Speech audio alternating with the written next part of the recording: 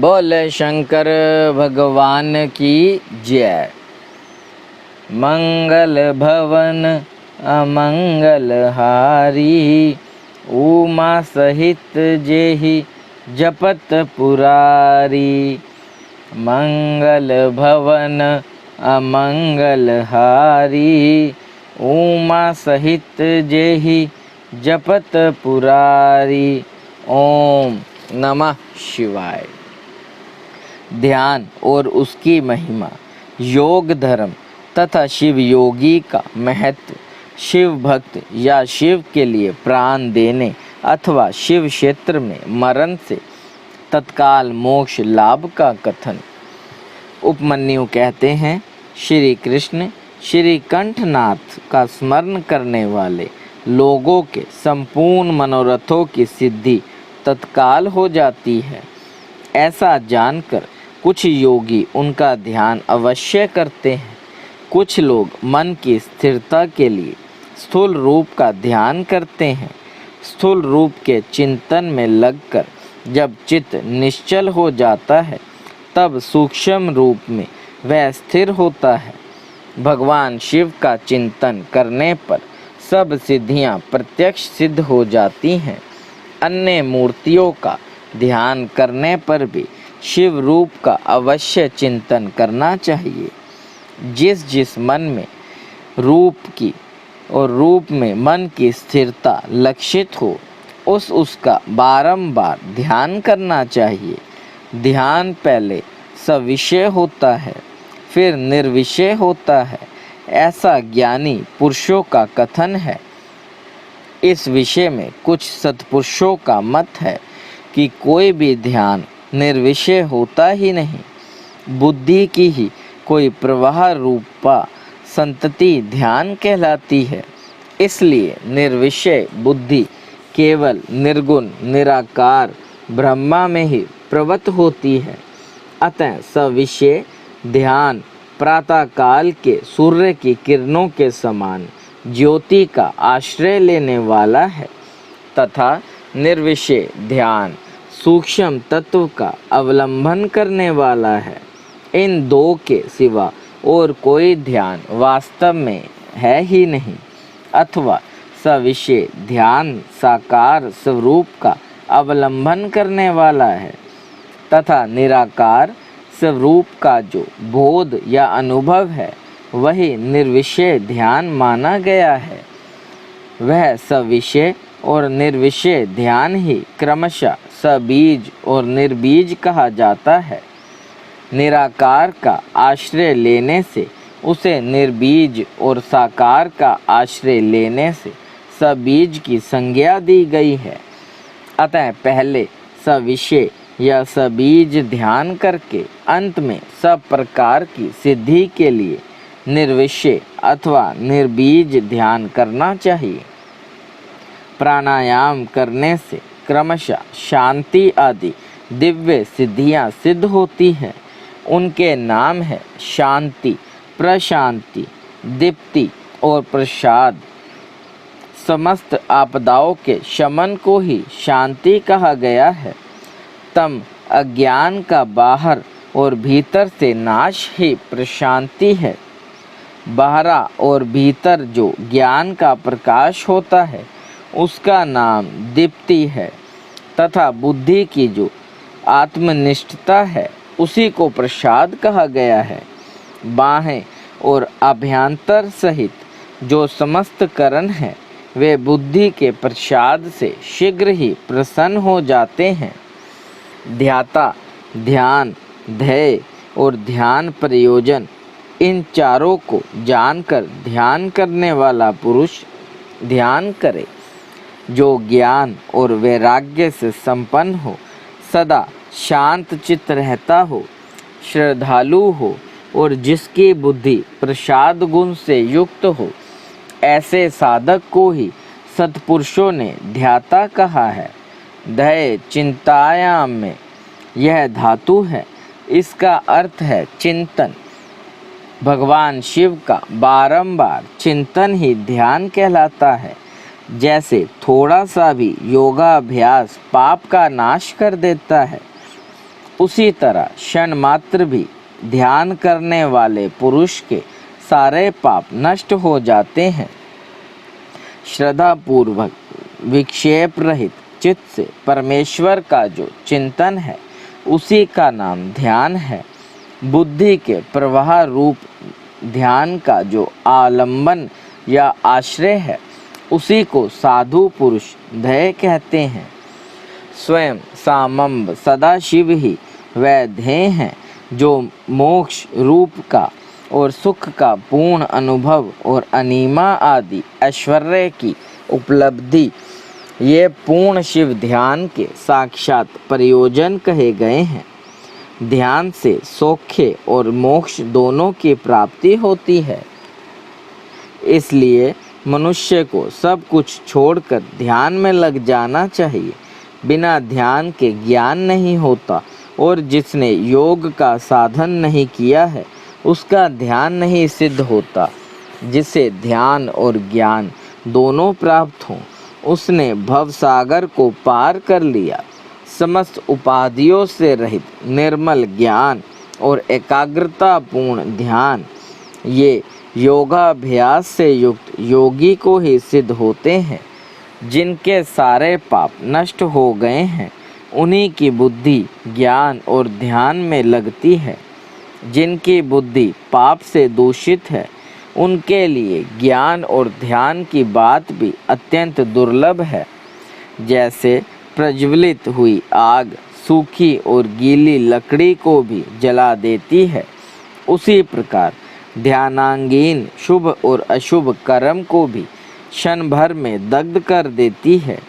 जैसे बहुत छोटा दीपक भी महान अंधकार का नाश कर देता है इसी तरह थोड़ा सा योगाभ्यास भी महान पाप का विनाश कर डालता है। श्रद्धा पूर्वक क्षण भर भी परमेश्वर का ध्यान करने वाले पुरुष को जो महान श्रेय प्राप्त होता है उसका कहीं अंत नहीं है। ध्यान के समान कोई तीर्थ नहीं है, ध्यान के समान कोई तप नहीं है और ध्यान के समान कोई यज्ञ नहीं है। इसलिए ध्यान अवश्य करें। अपने आत्मा एवं परमात्मा का बोध प्राप्त करने के लिए योगी जन केवल जल से भरे हुए तीर्थों और पत्थर एवं मिट्टी की बनी हुई देव मूर्तियों का आश्रय नहीं लेते। वे आत्म तीर्थ में अवगाहन करते और आत्मदेव के ही भजन में लगे रहते हैं।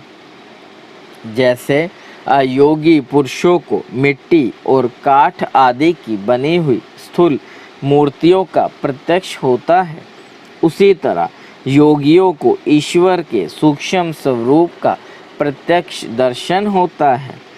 जैसे राजा को अपने अंतपुर में विचरने वाले स्वजन एवं परिजन प्रिय होते हैं और बाहर के लोग उतने प्रिय नहीं होते उसी प्रकार भगवान शंकर को अंतकरण में ध्यान लगाने वाले भक्त ही अधिक प्रिय हैं। बाहें उपचारों का आश्रय लेने वाले कर्मकांडी नहीं। जो लोक में यह देखा गया है कि बाहरी लोग राजा के भवन में राजकीय पुरुषोचित फल का उपभोग नहीं कर पाते, केवल अंतपुर के लोग ही उस फल के भागी होते हैं। उसी प्रकार यहाँ बाह्य कर्मी पुरुष उस फल को नहीं पाते जो ध्यान योगियों को सुलभ होता है। ज्ञान योगी की साधना के लिए उद्धत हुआ पुरुष यदि बीच में ही मर जाए तो भी वह योग के लिए उद्योग करने मात्र से रुद्र लोक में जाएगा। वहाँ दिव्य सुख का उपभोग करके वह फिर योगियों के कुल में जन्म लेगा और पुनः ज्ञान योग को पाकर संसार सागर को लांघ जाएगा। योग का जिज्ञासु पुरुष भी जिस गति को पाता है उसे यज्ञ करता संपूर्ण महायज्ञों का अनुष्ठान करके भी नहीं पाता। करोड़ों वेद वेता द्विजों की पूजा करने से जो फल मिलता है वह एक शिव योगी को भिक्षा देने मात्र से प्राप्त हो जाता है। यज्ञ, अग्निहोत्र, दान, तीर्थ सेवन और होम, इन सभी पुण्य कर्मों के अनुष्ठान से जो फल मिलता है वह सारा फल शिव योगियों को अन्न देने मात्र से प्राप्त हो जाता है। जो मूढ़ मानव शिव योगियों की निंदा करते हैं वे श्रोताओं सहित नरक में पड़ते हैं और प्रलय काल तक वहीं रहते हैं। श्रोता के होने पर ही कोई शिव योगियों की निंदा का वक्ता हो सकता है। इसलिए महापुरुषों के मत में उस निंदा को सुनने वाला भी महान पापी और दंडनीय है। जो लोग सदा भक्ति भाव से शिव योगियों की सेवा करते हैं वे महान भोग पाते और अंत में शिव योग की भी उपलब्धि कर लेते हैं। इसलिए भोगार्थी मनुष्यों को चाहिए कि वे रहने को स्थान, खान पान, शया तथा ओढ़ने बिछाने की सामग्री आदि देकर सदा शिव योगियों का सत्कार करें। योग धर्म संसार अत्यंत प्रबल है, अतः पाप रूपी मृदगरों से उसका भेदन नहीं हो सकता। योग धर्म और पाप मुदग्र है, उतना ही अंतर समझना चाहिए जितना वज्र और तंदुल में। अतः योगी जन पापों और ताप समूहों से ही उसी तरह लिप्त नहीं होते जैसे कमल का पत्ता पानी से। शिव योग पारायण मुनि जिस देश में नित्य निवास करता है वह देश भी पवित्र हो जाता है। फिर उसकी पवित्रता के विषय में तो कहना ही क्या। अतः चतुर एवं विद्वान पुरुष सब कृत्यों को छोड़कर संपूर्ण दुखों से छुटकारा पाने के लिए शिव योग का अभ्यास करे। जिसका योग फल सिद्ध हो गया है वह योगी यज्ञेष्ठ भोगों को भोग कर समस्त लोकों की हित कामना से संसार में विचरे अथवा अपने स्थान पर ही रहे या विषय सुख को अत्यंत तुच्छ समझकर छोड़ दे और वैराग्य योग से स्वेच्छापूर्वक कर्मों का परित्याग कर दे। जो मनुष्य बहुत से अरिष्ट देखकर अपनी मृत्यु को निकट जान ले उसे योगानुष्ठान में संलग्न हो शिव क्षेत्र का आश्रय लेना चाहिए। वह मनुष्य यदि धीर चित्त होकर वहीं निवास करता रहे तो रोग आदि के बिना भी स्वयं ही प्राणों का परित्याग कर सकता है। अनशन करके शिवांगीन में शरीर की आहुति देकर अथवा शिव तीर्थों में अवगाहन करते हुए अपने शरीर को उन्हीं के जल में डालकर शिव शास्त्रोक्त विधि से जो अपने प्राणों का त्याग करता है वह तत्काल मुक्त हो जाता है। इसमें अन्यथा विचार करने की आवश्यकता नहीं है। अथवा जो रोग आदि से विवश होकर शिव क्षेत्र की शरण लेता है उसकी भी यदि वहाँ मृत्यु हो जाए तो वह इसी प्रकार मुक्त हो जाता है, इसमें संशय नहीं है। इसलिए लोग अनशन आदि से शिव क्षेत्र में श्रेष्ठ मरण की कामना करते हैं, क्योंकि शास्त्र पर विश्वास करके धीर हुए मन से उनके द्वारा इस तरह की मृत्यु स्वीकार की जाती है। जो शिव के लिए अथवा शिव भक्तों के लिए प्राण त्याग करता है उसके समान दूसरा कोई मनुष्य मुक्ति मार्ग पर स्थित नहीं है। इस कारण इस संसार मंडल से उसकी शीघ्र मुक्ति हो जाती है। इनमें से किसी का एक उपाय का किसी तरह भी अवलंबन करके अथवा विधिवत सध्वज शुद्धि को प्राप्त होकर यदि कोई मनुष्य मरता है तो उसका अन्य पशुओं प्राणियों के समान यहाँ और्धदेहिक संस्कार नहीं करना चाहिए। विशेषतः उसके पुत्र आदि को उसके मरने से अशोच की प्राप्ति नहीं होती। ऐसे पुरुष के मृत शरीर को धरती में गाड़ दे या पवित्र अग्नि से जला दे या शिव स्वरूप जल में डाल दे अथवा काठ या मिट्टी के ढेले की भांति कहीं भी फेंक दे, सब उसके लिए बराबर है। यदि ऐसे पुरुष के उद्देश्य से भी कोई कर्म करने की इच्छा हो तो दूसरों का कल्याण ही करे और अपनी शक्ति के अनुसार शिव भक्तों को तृप्त करे। उसके धन को शिव भक्त ही ग्रहण करे। यदि उसकी संतति शिव भक्ति हो तो भी वह ग्रहण कर सकती है।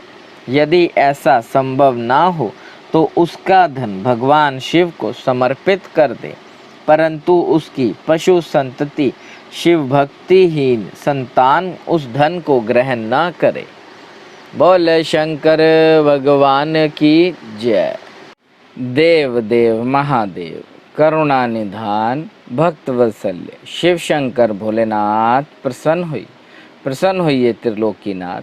सदैव अपने चरणाविंदों में लगाए रखे, सद्बुद्धि प्रदान करे।